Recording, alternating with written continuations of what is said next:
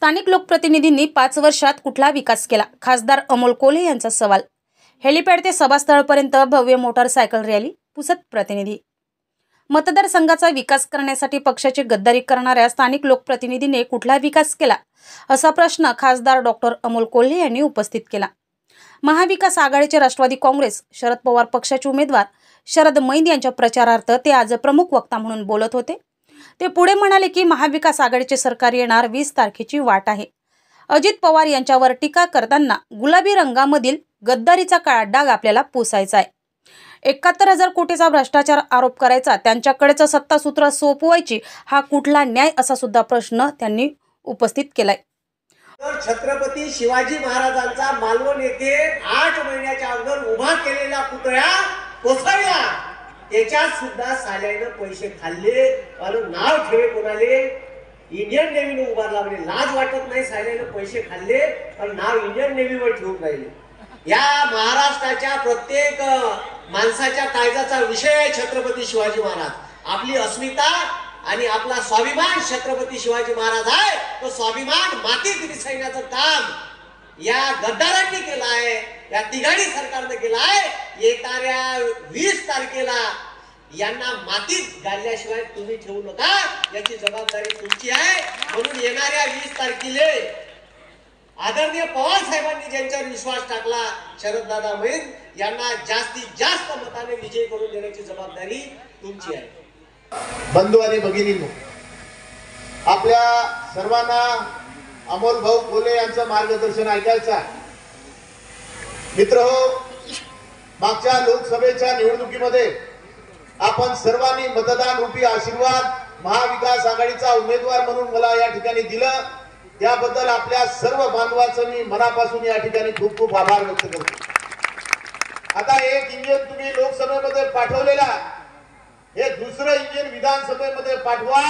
या भागामध्ये विकासाची गंगा हे दोन्ही इंजिन आणल्याशिवाय राहणार नाही, अशी खात्री आजच्या या कार्यक्रमाच्या निमित्ताने देतो। या परिसरामध्ये आपण सर्वसामान्य शेतकरी राहतो। आज काय शेतकऱ्याची परिस्थिती आहे? जे भारतीय जनता पार्टीचे सरकार 2014 मध्ये आलं, 2014 मध्ये 55 रुपये पेट्रोलचा भाव होता, आज 110 रुपये पेट्रोलचा भाव आहे। 2014 मध्ये 45 रुपये डिझेलचा भाव होता, आज 100 रुपये डिझेलचा भाव आहे। 2014 मध्ये आमच्या महिला भगिनीसाठी 420 रुपयात गॅस मिळत होता, आज 1000 रुपयाचा गॅस झालेला आहे। म्हणजे एकीकडे व्यापाऱ्याने तयार केलेल्या मालाच्या किमती वाढत आहे आणि आम्ही राब रमून आमच्या शेतकऱ्यांना 3 वर्षापूर्वी कापूस 10,000 रुपये क्विंटल मुख्यमंत्री उद्धव ठाकरे असताना विकला। आज काय कापसाला भाव आहे? 6,500-7,000 रुपये। 3 वर्षापूर्वी आपण सोयाबीन 6,000 रुपये क्विंटलला विकलं, आज 4100 रुपयाला सोयाबीन कुणी विकत घ्यायला तयार नाही। म्हणजे हे मोदी साहेबाला समजत नाही का? या राज्याच्या मुख्यमंत्र्याला समजत नाही का? अरे आपले आमदार कधी तुम्ही टीव्ही मध्ये पाहिलं? इंद्रनील नाईक साहेबांना कधी कापसाबद्दल सोयाबीन बद्दल एक शब्द त्यांनी कधी काढला? अरे शेतकऱ्याचे कैवारी तुम्ही या ठिकाणी म्हणता। ज्या हरित क्रांतीचे प्रणेते स्वर्गीय वसंतराव नाईकांनी या भागामध्ये हरित क्रांती आणली, या भागातील नाही तर या महाराष्ट्रातील सर्वसामान्य जनतेच्या तोंडात 2 घास गेले पाहिजे म्हणून हरित क्रांती निर्माण केली, परंतु त्यांच्या वारसाची आज काय परिस्थिती आहे तुम्ही आम्ही या ठिकाणी लोक डोळ्यानं पाहून राहिलो। काय आपल्या मतदारसंघाची परिस्थिती? अहो डीपी जळाली तर 15 दिवस डीपी मिळत नाही, सकाळी लाईन मिळत नाही, रात्री लाईन मिळते। अनेक लोक शेतकरी त्या ठिकाणी जंगली जनावरांपासून मृत्युमुखी पडले। अनेक आमचे बेरोजगार तरुण खांब्यावर चढून त्या ठिकाणी इलेक्ट्रिकचा शॉक लागून त्या ठिकाणी मृत्युमुखी पडले, परंतु या भागामधल्या आमदार साहेबांनी कधी या गोष्टीकडे लक्ष दिलं नाही। हे तुमची आमची शोकांतिका या ठिकाणी आहे। कोणती साधनं नाही।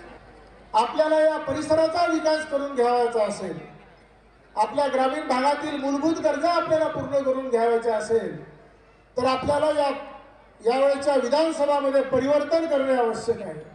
विकासाचा दृष्टिकोन समोर घेऊन आम्ही ही निवडणूक लढवित आहोत आणि या निवडणुकीमध्ये आपला सर्वांचा मतदान रूपी आशीर्वाद मला मिळेल याची मला शाश्वती आहे। आणि आपल्या सर्वांच्या मतदान रूपी आशीर्वादाने मी 23 तारखेला या विधानसभा क्षेत्राचा नवीन आमदार म्हणून राहील याबद्दल माझ्या मनात कोणतीही शंका नाही. अमोलजींना पुढच्या कार्यक्रमाला जायचं, त्यांचा व्यस्त कार्यक्रम आहे, त्यामुळे आपण नंतर सविस्तर बोलू. आणि आज आपल्या विनंतीला मान देऊन डॉक्टर अमोलजी कोल्हे साहेब आज इथं आले, त्याबद्दल त्यांचं मी आमच्या सर्व महाविकास आघाडीच्या घटक पक्षातर्फे जाहीर आभार व्यक्त करतो. आणि माझ्या